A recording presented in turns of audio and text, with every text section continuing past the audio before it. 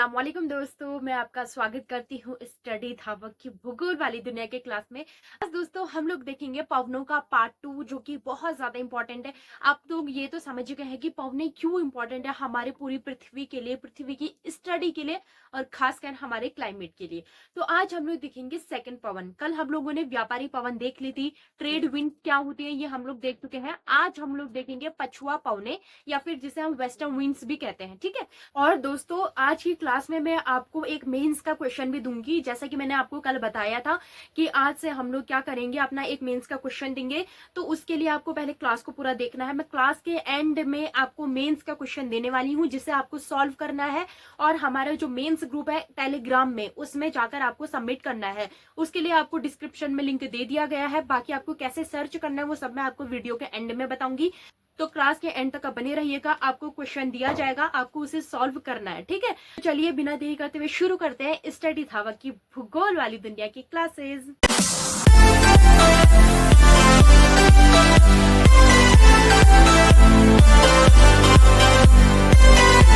तो दोस्तों कल हमारी ट्रेड वाली हो गई थी, आज हमें देखनी है वेस्टर्न पवने, फिर हमारी रह जाती है पोलर विंड्स या फिर ध्रुवीय पवने। ठीक है, सबसे पहले हम लोग समझते हैं कि वेस्टर्न पवने क्या होती है। ये आपको मैंने कल बता दिया था कि व्यापारी पवनों का सेकंड नाम क्या है, पूर्वा पवने, यानी कि ऐसी पवने जो कि पूर्व से निकलती है, यानी कि जिनकी दिशा कहाँ है, पूर्व।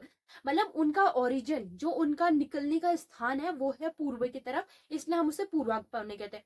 उसी तरह पछुआ पवने हम किसे कहेंगे, जो पश्चिम से निकलेगी। अच्छा, इसमें सबसे पहला जो पॉइंट लिखना है, ये जो पवने हैं पूरी पृथ्वी में किस इलाके में मिलती है। पूर्वा पवने कहाँ मिलती थी अब तक जो हमने देखा है, वो थी उपोष्ण कटिबंधीय या उष्ण कटिबंधीय इलाकों में। उष्ण कटिबंधीय इलाके मतलब 5 से 35 डिग्री के बीच में मिलती थी पवने। अच्छा, एक और मैं कल आपको मैंने बताया नहीं था कि जो ये पवने है ना, ये 5 से 35 डिग्री के बीच में मिलती है, लेकिन 0 डिग्री वाले इलाके में ये पवने नहीं मिलती है। मतलब होती है बट बहुत कम। या फिर हम इसे कह सकते हैं कि इनका जो ये 0 डिग्री में मिलने का स्थान है ना, बहुत कम इलाकों में मिलता है। तो ये 0 डिग्री से 5 डिग्री के बीच में क्यों नहीं मिलती होगी। तो देखिए, जो ये 0 डिग्री से 5 डिग्री का बीच का जो ये इलाका होता है ना, ये ऐसा इलाके है जहां पर कोरियालिस बल्ब जो है बहुत कम मिलता है। कोरियालिस बल्ब क्या होता है, कोरियालिस फोर्स। कोरियालिस फोर्स का मतलब है किसी चीज की दिशा को बदल देना। फॉर एग्जाम्पल, जैसे कि ये है पवनों की दिशा, पवने ऐसे जा रही है तो कोरियालिस क्या करता है, कोरियालिस क्या करता है, इसका दिशा को मोड़ देता है। या तो ये राइट डायरेक्शन में कर देगा या फिर ये लेफ्ट डायरेक्शन में कर देगा। तो कोरियालिस का काम होता है इसके डायरेक्शन को चेंज कर देना। जैसे पूर्वा पवने कहाँ से निकल रही थी, पूर्व से ओरिजिन निकली, लेकिन ये ऐसे निकलती, बट कोरियालिस बल होने की वजह से ये इस तरीके से आती थी, इस तरीके से। ठीक है, समझ रहे हैं। यह है पूर्व का इलाका, तो ये इस तरीके से आती थी, इस टाइप से। ठीक है, ऐसे जाती थी। तो ये इन्हें डायरेक्शन जो इसकी चेंज है, इसकी जो मूवमेंट है उसे कौन चेंज कर रहा है, वो कर रहा है कोरियालिस बल। लेकिन 0 से 5 डिग्री के बीच में जो ये आपका हम लोग भूमध्य रेखा वाला इलाका कहते हैं, इस इलाके में कोरियालिस बल बहुत कम मिलता है, जिसकी वजह से जो पवनों की दिशा है वो चेंज नहीं होती है। ठीक है, इस वजह से जो है 5 से 35 डिग्री के बीच में आपको क्या मिलती थी, पूर्वा पवने मिलती थी। ये कोरियालिस बल को हम लोग चक्रवात वाले चैप्टर में भी पढ़ेंगे। ठीक है, तो अभी के लिए आप इतना समझ गए। तो सबसे पहले हम लोग वेस्टर्न विंड्स में पढ़ते हैं कि ये पृथ्वी के किस इलाकों में मिलती है। कल हमने देख लिया था कि इन इलाकों में तो आपकी है ट्रेड विंड्स। अब जो इसके ऊपर का इलाका है ना, ये वाला इलाका, ठीक है, अब ये नीचे का बहुत सा ध्रुव वाला इलाका छूट जाएगा। ठीक है, समझ रहे हैं आप। जो अब ये इन दोनों को छोड़ दीजिए, अब इन दोनों के बाद जो ये इलाका है ऊपर का और ये नीचे का इलाका, अब जो ये इलाके हैं इन इलाकों में मिलती है ये वेस्टर्न विंड्स। ये वाले इलाके को हम क्या कहते हैं, इसको कहते हैं हम शीतोष्ण कटिबंधीय इलाका। ये कौन सा इलाका होता है, ये होता है शीतोष्ण वाला इलाका। शीतोष्ण यानी कि ऐसा इलाका जहां पर को शीत लहरें ज्यादा होती है। मतलब कि जो ये इलाका है ना, ये आएगा आपको यूरोप में, उत्तरी अमेरिका का इलाका, रशिया वाला इलाका, इन इलाकों में जो है ये वेस्टर्न विंड्स चलती है। अच्छा, यहाँ की पवने कैसी होंगी, यहाँ की पवने होंगी ठंडी पवने। ठीक है, क्योंकि ये इलाका कैसा है, शीतोष्ण कटिबंधीय। शीतोष्ण कटिबंधीय मतलब ये ध्रुवों के पास वाला इलाका। देखो ध्रुवों से नजदीकी हो गई अभी, देखो ध्रुवों से इसकी नजदीकी कम है, लेकिन यहाँ से यहाँ तक की ध्रुवों की नजदीकी ज्यादा थी। और यहाँ पे 0 डिग्री होने की वजह से जो सन की रेस थी वो डायरेक्ट पड़ती थी, तो ये इलाका गर्म था। अब ये शीतोष्ण हम इसलिए कहते हैं क्योंकि ठंड वाले इलाके में आ रहा है ये इलाका। ठीक है, क्योंकि अभी जो ये इलाका ये ठंड की तरफ को बढ़ रहा है, तो इसलिए हम शीतोष्ण इलाका कहते हैं। तो वेस्टर्न विंड्स कहाँ मिलती है? शीतोष्ण कटिबंध में मिलती है। पहला पॉइंट लिख लीजिएगा।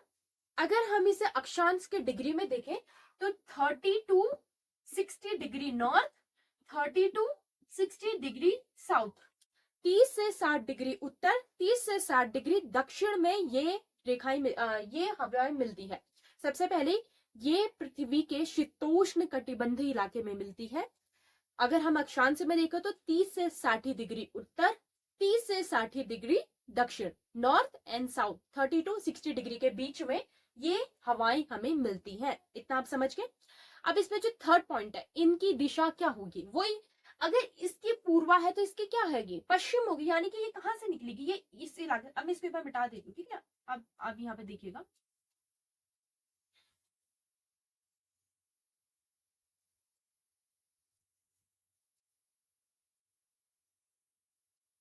अब देखिए, अब ये कहां से निकलेंगे? इनका ओरिजिन स्थान कहां से होगा? पश्चिम से। ये है ना पश्चिम दिशा, ऐसे ऐसे आएंगी ये। अब ये पश्चिम से इस तरीके से मिलेंगी,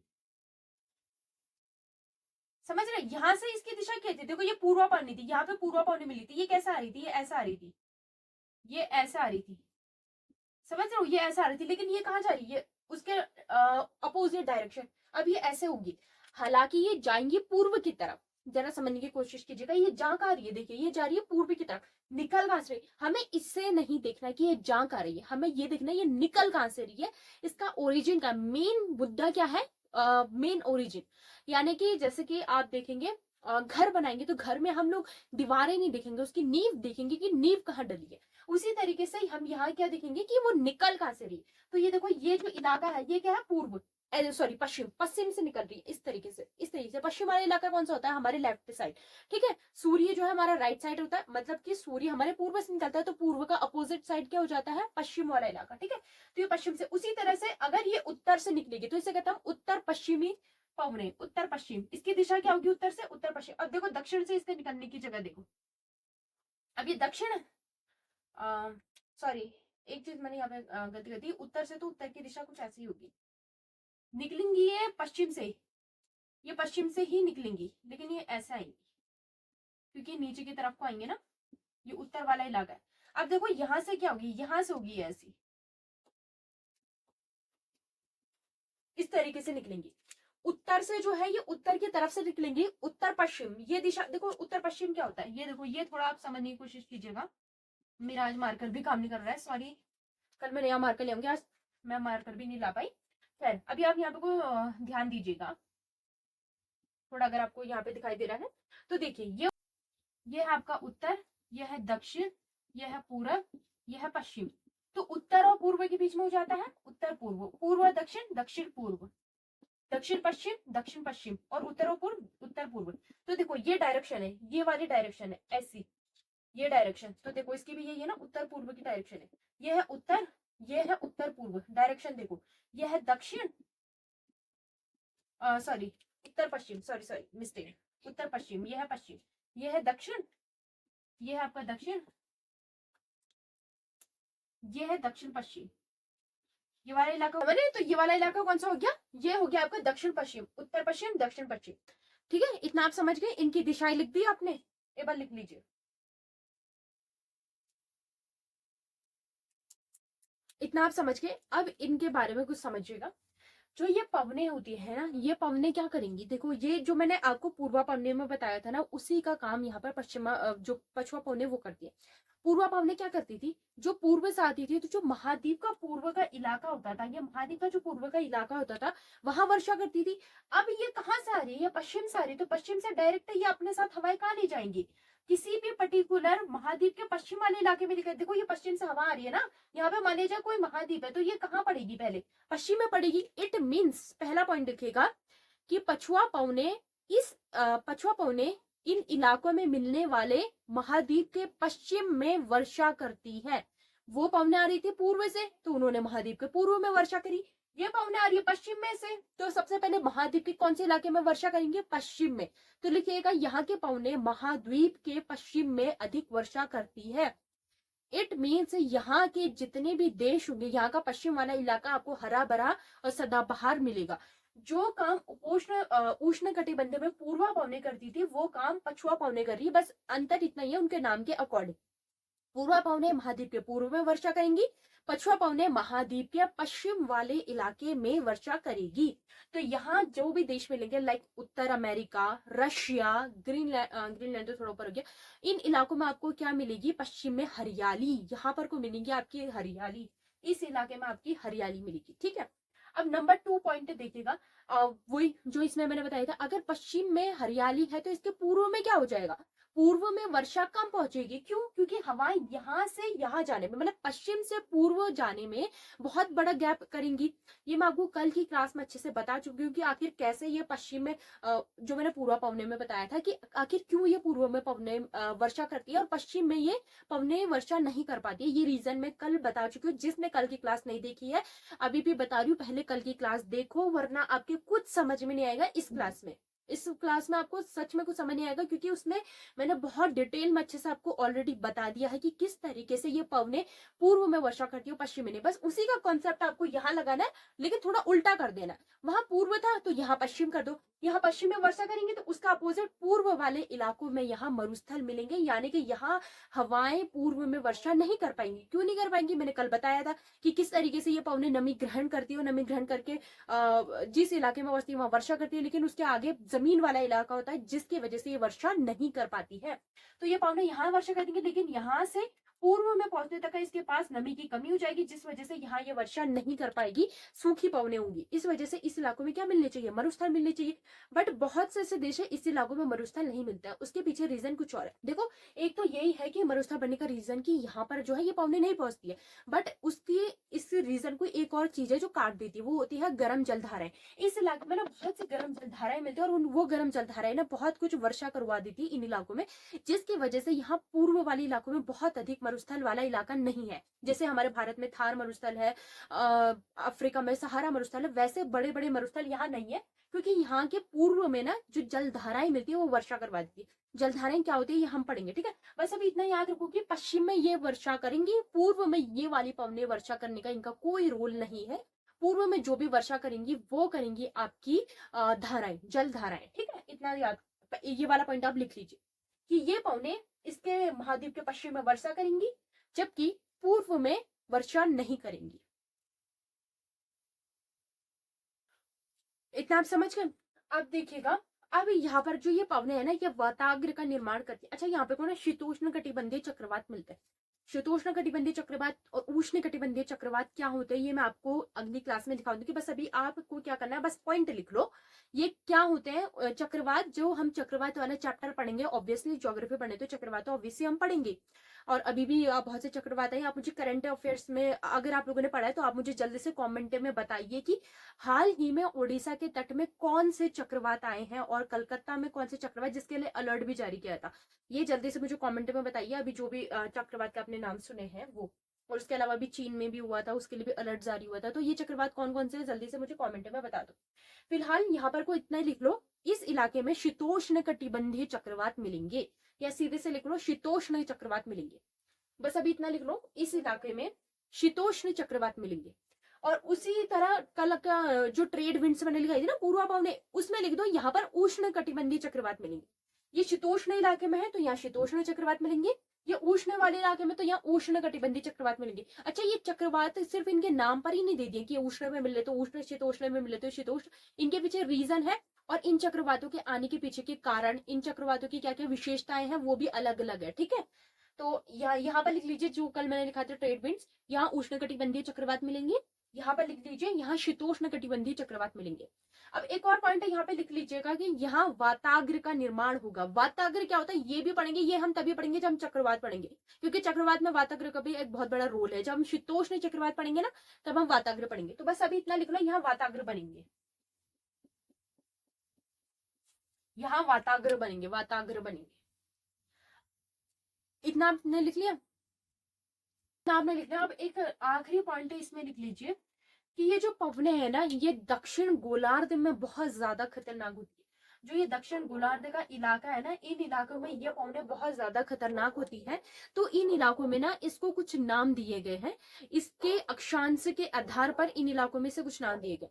फॉर एग्जाम्पल जैसे कि अच्छा ये दक्षिण में इतनी खतरनाक क्यों होती है, मतलब कि अगर कोई जहाज लेकर इस इलाके में निकले, उत्तर वाले इलाके में नहीं इस इलाके में निकले, तो देखो सबसे पहले तो दक्षिण वाले इलाके में बहुत ज्यादा इलाके में समुंदर है, मतलब ये वाले इलाके में पानी ज्यादा है, जमीन कम है। तो जो इस इलाके में जो समुंदर मिलेंगे ना, तो यहाँ बहुत तेज हवाएं चलती है, बहुत तेज, मतलब बहुत खतरनाक हवाएं होती है। मतलब आप ऐसे समझ लो जैसे महा तूफान आ रहा हो, ऐसी हवाएं होती है दक्षिण में। इसके पीछे एक तो रीजन ये है कि यहाँ बहुत बड़ी मात्रा में समुंदर मिलता है और जमीन जो है बहुत कम होती है, ठीक है। तो इसे उनके अक्षांशों के आधार पर कुछ नाम दिए गए हैं, लिखिएगा। नंबर 1, 40 डिग्री, 40 डिग्री साउथ, मतलब 40 डिग्री दक्षिणी अक्षांश में। जो रेखाएं 40, मतलब जो 40 डिग्री दक्षिणी अक्षांश वाली रेखा है, उस इलाके में जब ये पवनें चलती है तो उन्हें कहते हैं हम चीखता चालीसा। चीखता चालीसा, चालीसा का मतलब समझ रहे हो, 40 डिग्री दक्षिण में मिल रहे हैं, इसलिए हम इसे क्या कह रहे हैं, चीखता चालीसा। 40 डिग्री दक्षिण में, यानी कि 40 डिग्री की जो अक्षांश रेखा गुजर रही होगी, उस इलाके में जब ये पवने पहुंचेंगे तो उसे हम कहते हैं चीखता चालीसा। उस लिखिएगा सेकंड, प्रचंड पचासा। देखो चौ चौ 40 डिग्री, ये मिलेगा 50 डिग्री में, प्रचंड पचासा, TP, triple P, triple F, triple P. चीखता चालीसा 40 डिग्री, प्रचंड पचासा 50 डिग्री, पीपी मतलब पचासा, पीपी फॉर प्रचंड पचासा। और जब ये 60 डिग्री साउथ में मिलेंगी तो उसे हम लोग कहते हैं, सॉरी एक गड़बड़ होगी यहाँ पे, चीखता चालीसा नहीं है, यहाँ पे गरजता चालीसा है, सॉरी गरजता चालीसा, यहाँ है गरजता चालीसा, ये है चीखता साठा। चीखता साठा, आपको लास्ट के नामों से ही समझ में आ जाएगा। साठा मतलब 60 डिग्री, 50 50 डिग्री, 40 40 डिग्री, सिंपल है ना। चीखता चालीसा प्रचंड पचासा, चीखता सॉरी गरजता चालीसा प्रचंड पचासा, चीखता साठा। आपको नाम से समझ रहोगे इतने खतरनाक नाम, तो इनके नाम से समझ लो कि कितनी खतरनाक पवन होंगी। और ये नाम हमने नहीं दिए हैं, मतलब किसी भी भूवैज्ञानिक ने भी नहीं दिया है, किसी भी मतलब किसी भी वैज्ञानिक ने ये नाम नहीं दिया, ये नाम दिए हैं व्यापारियों ने। किन व्यापारियों ने? ये उन व्यापारियों ने नाम दिए हैं जो प्राचीन काल में जहाजों से बहुत बड़ी मात्रा में व्यापार करते थे। तो जब उन्हें ये प्रॉब्लम से फेस करनी पड़ती थी तो उन्हें मतलब वो भी समझते थे उस टाइम में कि हम कौन से इलाके में है, तो वो उन्होंने जो है इसको खतरनाक पवनों का नाम दिया। तो इसने ये गरजता, इन्होंने क्या कहा, ये तो गरजती पवने हैं, प्रचंड पवने हैं, चीखती पवने हैं। फिर बाद में जब डिग्रीज हमें अक्षांश पता चला उसके आगे लगा दिया, चीखता 40, प्रचंड 50, चीखता 60। मतलब ये जो नाम है, इतने खतरनाक नाम हम आम व्यक्ति ही दे सकते हैं। आप समझ रहे होंगे कि आम व्यक्तियों के मुंह से ऐसे नाम निकलते हैं। तो वो जो ट्रेडर्स थे, जब वो ट्रेड करते थे तो उन्हें इतनी प्रॉब्लम से झेलनी पड़ती होगी कि उन्होंने इसका नाम कुछ इस तरीके से रख दिया, ठीक है। ऐसा होता है ना, जैसे अगर हम कोई चीज हमें खतरनाक लगती है तो हम अपने ही लैंग्वेज में उसका एक नेम लगा देते हैं। जैसे कि बारिश होती, कितनी खतरनाक बारिश हो रही है, मतलब खतरनाक क्या है उसमें, तेज बारिश हो रही है अलग होता, खतरनाक बारिश हो रही है। समझ रहे हो आप डिफरेंस? तो इसी तरीके से यहाँ पर कोई ये पवने, इन्हें कहते हैं बहादुर पछुआ पवने। दक्षिण भारत सॉरी दक्षिण गोलार्ध में इसे बहादुर पछुआ पवने कहते हैं। बहादुर क्यों? बहुत तेज गति से आती, बहुत खतरनाक होती है, इसलिए इन्हें बहादुर पछुआ पवने कहते हैं, बहादुर पछुआ पवने। लेकिन ये कौन से इलाके में कहते हैं हम इन्हें? दक्षिण वाले, ठीक है। क्योंकि दक्षिण में क्यों कहते हैं ये मैंने आपको रीजन बता दिया, क्योंकि यह समुद्र का इलाका बहुत अधिक मात्रा में है और जो जमीन का इलाका है वो कम है, तो यहाँ पे बहुत तेज मात्रा में जो ये हवाएं चलती हैं। समझ गए? अच्छा ऐसा क्यों कि समुंदर में बहुत ज्यादा है लेकिन जमीन में, क्योंकि जमीन में बैरियर्स भी कितने होते हैं। जमीन में आपको बड़ा सा पहाड़ मिलेगा जिससे ये हवा को रोकेगा, हवा की दिशा को बदलेगा, उसकी जो एनर्जी है उसे थोड़ी लूज करेगा। उसके अलावा हवा है, अब तो खैर इतने बड़े बड़े मकान बन चुके हैं, आप कहेंगे पर्वत है, मकान है, मतलब चट्टाने हैं, पठार हैं लंबे लंबे, तो ये जो है ये इसके दिशाओं को मोड़ वोड़ देता है। लेकिन समुंदर में जो ये पठार, मैदान और पहाड़ है वो जमीन के नीचे, मतलब पानी के नीचे है। लेकिन ये पवने कहाँ चलेंगे? पानी के ऊपर खतरनाक तरीके से। तो अब इन्हें रोकने वाली कोई बैरियर्स है नहीं, तो इसके वजह से ये आराम से उसमें तेजी, मतलब अपनी पूरी तेज गति के साथ बहते रहते हैं, ठीक है। तो अब यहाँ पे हमारी कंप्लीट होती है पछुआ पवने। वेस्टर्न विंड से भी आज हमने कर ली कंप्लीट। अब हम लोग कल देखेंगे ध्रुवीय पवने। ध्रुवीय पवने भी इंपॉर्टेंट है। आपको पूर्वा पवने, पछुआ पवने तो एनी हाउ आपको याद कर लेनी है। इसके लिए आप अपने नोट्स बनाइए, नोट्स के साथ रिविजन कीजिए, और रिविजन करने के साथ साथ आप क्या कीजिए, अपना डेली रिविजन कीजिए। रिविजन करने के साथ साथ आप डेली के एमसीक्यूज भी लगा सकते हैं। अच्छा हाँ, जो वादा मैंने आपसे किया था कि आज आपको देना है क्वेश्चन, तो चलिए जल्दी से क्वेश्चन लिख लीजिए। मैंने जो कल पढ़ाया था मैं उसी से रिलेटेड आज आपको एक मेंस का क्वेश्चन देने वाली हूँ, तो क्वेश्चन नोट कीजिए। व्यापारिक पवने किसे कहते हैं? व्यापारिक पवने किसे कहते हैं? इनका हमारे उष्णकटिबंधीय इलाकों में मिलने वाले उष्णकटिबंधीय इलाकों में मिलने वाले उष्णकटिबंधीय इलाकों में मिलने वाले देशों पर क्या प्रभाव पड़ता है? या फिर ऐसा लिखिए, देशों के क्लाइमेट पर क्या प्रभाव पड़ता है, देशों की जलवायु पर क्या प्रभाव पड़ता है। व्यापारिक पवने किसे कहते हैं? इनका हमारे उष्णकटिबंधीय इलाकों में मिलने वाले देशों की क्लाइमेट, देशों के जलवायु पर क्या प्रभाव पड़ता है। ये क्वेश्चन आपको करना है। ये क्वेश्चन आपको करना है 150 वर्ड्स में, ठीक है, 150 वर्ड्स में आपको करना है। 150 वर्ड्स में से होना है। 150 वर्ड अगर हम लेके चले तो करीबन 1.5 पेज आपका होना चाहिए। अगर किसी की बहुत बड़ी राइटिंग तो मैक्सिमम 2 पेजेस में ये आएगा, ठीक है। तो ये मैं आपको बताया है क्या व्यापारी पवने, इनका क्या अहम रोल है उष्णकटिबंधीय इलाकों में मिलने वाले देशों में। तो क्या करना है, सबसे पहले आपको इस क्वेश्चन को अटेम्प्ट करना है। अटेम्प्ट करने के बाद इसकी एक फोटो क्लिक करके आपको जो हमारा टेलीग्राम चैनल है स्टडी धावक, या तो आप डायरेक्टली टेलीग्राम चैनल पे जाइए, सर्च कीजिए स्टडी धावक, जो सबसे ऊपर मिलेगा उसे ज्वाइन कीजिए। वहां से आप मेंस ग्रुप को ज्वाइन कर लीजिए। मेंस ग्रुप का लिंक हमने दिया है, वहां से मेंस ग्रुप लिंक को ज्वाइन करने के बाद जो भी क्लास आज जैसे ये वाली क्लास दी है, ये क्लास में पोस्ट करूंगी, तो इस क्लास के कमेंट में जाकर आपको अपना आंसर सबमिट कर देना है, ठीक है। एक दूसरे का आंसर को आप देखिएगा, जहां पर गलती मिस्टेक होगी आप एक दूसरे के आंसर को भी सॉल्व कर सकते हैं, मतलब सुधार सकते हैं उन्हें, आप मिस्टेक्स हुई है। बाकी आप अपने आंसर को भी दूसरों के आंसर से चेक करके इनहेंस कर सकते हैं, अपनी गलतियों को भी देख सकते हैं, ठीक है। स्टडी धावा करके नहीं मिलता है तो टेलीग्राम का लिंक हमने डिस्क्रिप्शन में दे दिया है, जाकर वहां से आप सिंपली ज्वाइन कर सकते हैं और जाके अपने अपने आंसर सबमिट कर सकते हैं। तो अगर आप लोगों को क्लास समझ में आई है तो आप आंसर अच्छे से कर लेंगे, समझ लेंगे। बट अगर आपको क्लास समझ नहीं आई तो आप एक बार और अच्छे से क्लास को देख लीजिए, अपने नोट्स प्रिपेयर कीजिए और साथ ही साथ आप रिवीजन भी करते चलिए। तो चलिए मिलती हूँ मैं आपसे नेक्स्ट क्लास में, तब तक के लिए अल्लाह हाफिज।